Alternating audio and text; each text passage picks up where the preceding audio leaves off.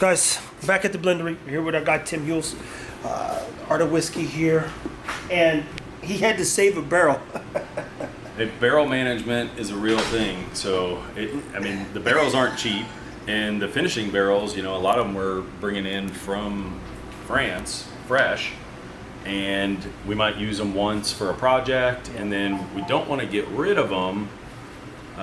But there might be a project, a year later, year and a half later, that we might want to use that barrel for.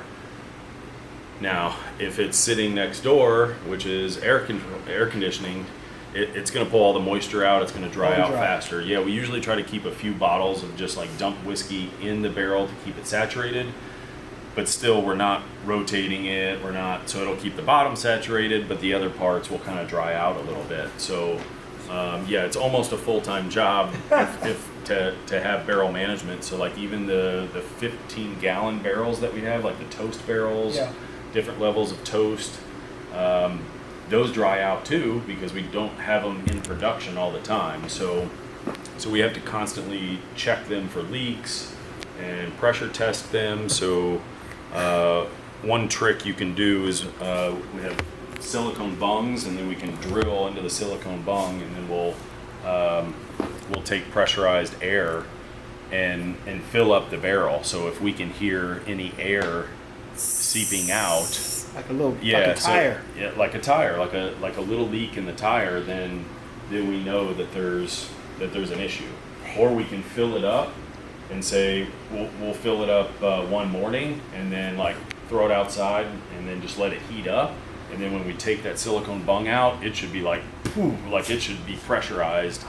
And if it's not pressurized, then we know that we need to swell the barrel and before we can put anything in it, because you don't want to put whiskey in it and lose a whole batch of whiskey because the barrel integrity wasn't there. So walk them through what you did to get this barrel back to life. It looks a little dry on the outside, but all wood dries out at some point. Yeah. So this one, we put a little cold water in it first because we only used this La Crema Chardonnay barrel for one other release about a year and a half ago, and the cold water basically gives us a leak test to see where it's leaking. And a lot of times we'll put little sticky tape or something, a little piece of tape, so we know which head's leaking, where it's leaking, that kind of stuff. And we didn't want to use hot water because that's going to take away from the Chardonnay finish. It's going to extract that, and we want to use that for the whiskey. That's crazy, because a lot of times if you do add hot water, it's like making tea in a sense. It pulls anything flavor-wise out of something a lot faster. And dumping a ton of hot water in here would swell the barrel and potentially reseal it, but then it's also taking the flavors that we want from this barrel. So then eventually it becomes a neutral barrel, and it's not going to help us. So on this particular one, we put in cold water. We found where the leaks were. It was mostly around each head. So then we stood it up, and then we put some hot water. So we stood it up, and then we put some hot water in here, and then kind of swelled this, and then we could see it just leaking, down the sides a little bit. You can actually still see that. And then we just let it sit overnight. Then we did the other head, then flipped it back over, did the other head, and then. So putting water up here, it leaked through this? Yeah, it leaked on the outside and just came down through here, but it was very minor. And then we just put a little dump whiskey in there overnight, which we can open it up to see. So we've rolled this around, we put it on different heads, so it hasn't leaked. So as long as there's a little bit of that dump whiskey in here, then that means it's ready to go. It's ready to do a test for the flavor profiles that we want. So, Tony, do you have the bung puller? So yeah, the Sonoma Sunset, I wish I had more I could have you try. That one was so cool. The Chardonnay, it just made it like super buttery and like really like dry.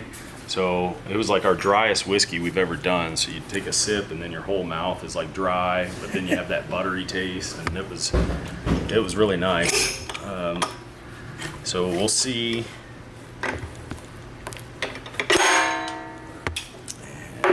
Get that light, Tony.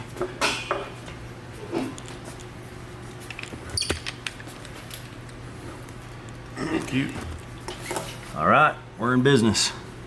So it looks like we still got about the whole bottle. Oh man, look at that. The whole bottle that's that we put in there. See it there? No, not really. Oh yeah, you can. You can see the Really? reflection of the light. So Oh, okay. yep. So now what we'll do is we'll take this whiskey out, let it dry a little bit, so that'll soak into the staves. Then we'll make a batch of the actual blend that's going in here, and just put 2 or 3 bottles in here to see if the flavors are complementary. If they are, then we'll scale it up. If it doesn't work, then we start over on something else. Well, guys, that's how you bring and rejuvenate a barrel. It's so funny because nowadays it's all about rejuvenation and staying young. In business, you want to make sure the barrels, which clearly make up the whiskey business, stay healthy, stay strong, and stay functioning. So we learned literally. I hate that I didn't get to see this myself, but I do remember being here a couple of days ago and this like a barrel being out here in the sun. Yeah. I saw that. I was like, what's he doing with a barrel outside? But I didn't ask no questions. Knowing today, look, we just learned how to bring a barrel back to Yeah, life. 'cause some of these barrels, like, I mean, they're over $1,000 each that I'm bringing in, and they're just for finishing the whiskey. So the integrity of them has to be good when it gets here, and then we do these tests to make sure when they get here that they're good. Otherwise, it's like we can't use it. At all. So we just waited sometimes 3 months for these to come overseas and get them, and then we can't use them. So like that Armagnac barrel we got, it was sour when it got here, so we couldn't use it. Sour means it's too far gone. They left something in there, and I don't know. Sometimes they'll gas these with like this sulfur solution kind of thing. So I don't know if it was a mixture of that in water, or if it was a mixture of something that was left in the barrel that they just diluted. But by the time it got here, it was this like very like sour solution that we tried to rinse, tried to get that out, and then we wasted a couple gallons of whiskey trying to make that barrel useful, but couldn't do it. It was just ruining all the whiskey that we put in there.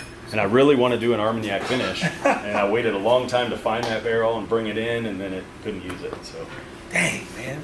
You win some, you lose some. People keep it whiskey.